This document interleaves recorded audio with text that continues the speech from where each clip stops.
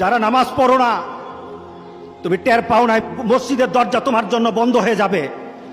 তুমি মনে রেখে দিও, মসজিদের সাথে তোমার সম্পর্ক তোমার হয় নাই, তুমি জান্নাতের দরজাও তুমি খুলতে পারবা না। তুমি এখনো বেনামাজি, এখনো সকালবেলা তুমি ঘুমাও, এখনো তুমি আল্লাহকে ভুলে আছো, এখনো তোমার কাছে তওবার কথা তোমার চিন্তাতে আসে নাই। তুমি অনেক কিছু হতে পারো, তুমি মুসলমানের কাতারে থাকবা না। তুমি অনেক কিছু হতে পারো, তুমি ইসলামের কাতারে থাকবা না। সুতরাং আমার রাসূলের কথা হলো, তওবা তো তখন পর্যন্ত। আমার আল্লাহ বলেছেন, লাইসাতিত তাওবাতু লিল্লাযিনা ইয়ামালুনা সাইয়্যাত। একটা মানুষ পাপ